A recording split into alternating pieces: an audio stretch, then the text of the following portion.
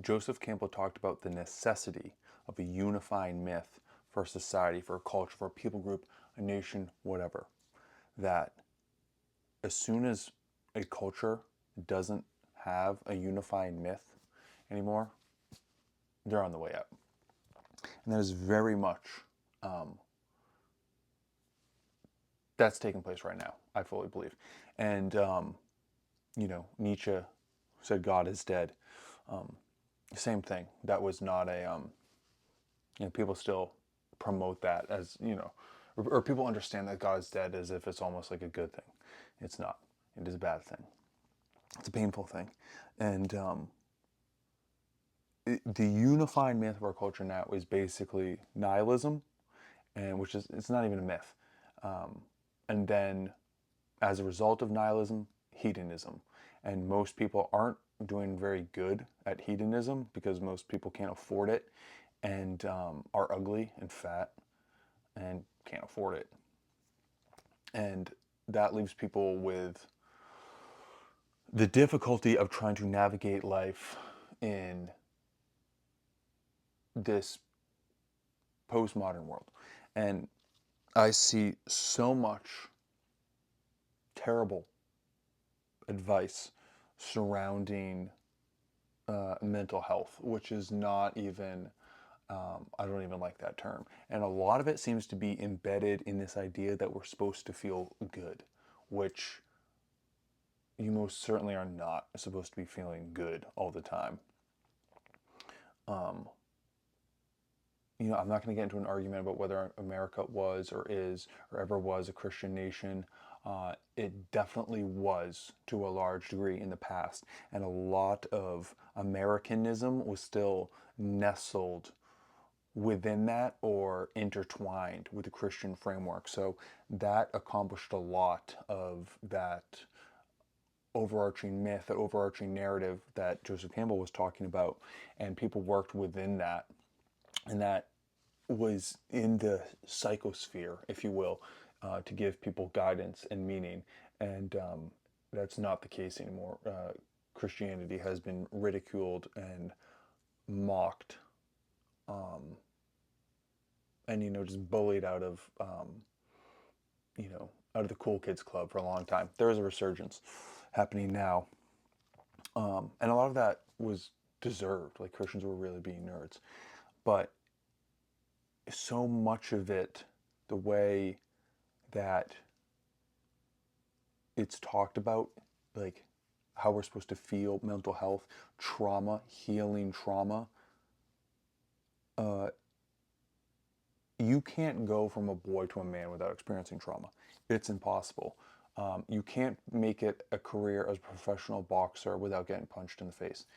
I mean, one could, theoretically, it's possible. Like you have just so much natural talent, and you put in all this training, and you're just like the best defensive boxer in the world, and you seriously, you never got punched in sparring, you never got punched in the face in smokers, in amateur fights, in any of the pro fights coming up, and you just made it all the way to being a champ without ever taking a hard hit.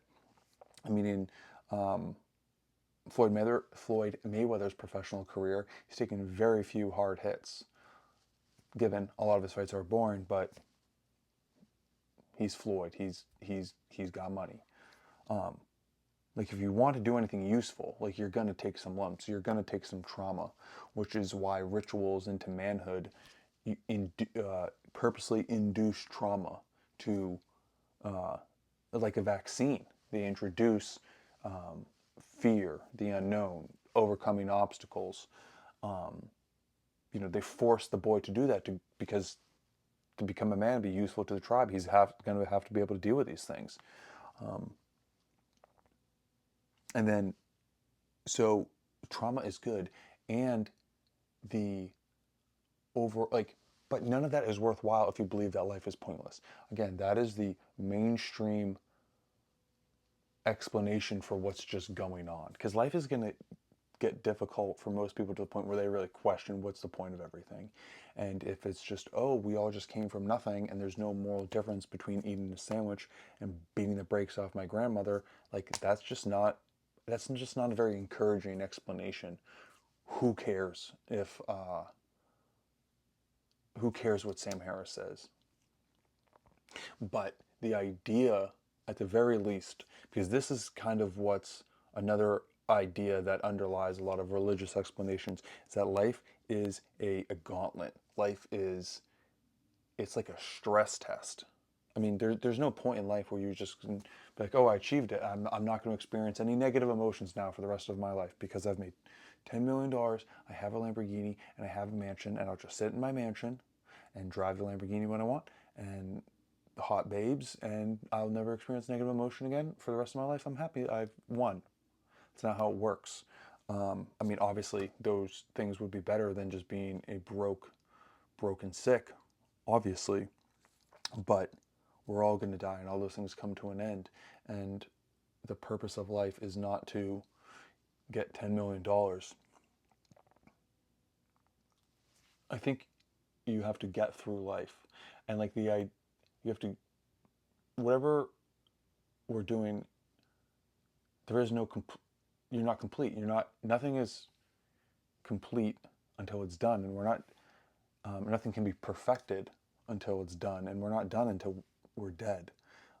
We're a trajectory. We're like a shooting star. And this type of stuff I've never seen talked about when we're having the conversations about trauma or mental health. It's awfully different if you are male or female, because males and females are different. But if you are a man, if you're a boy, you're going to experience trauma to a certain degree. And there's nothing wrong with that. It's just inevitable. And if you believe that life is worthwhile, which I think you should, then it's a good thing and it's necessary. Namaste.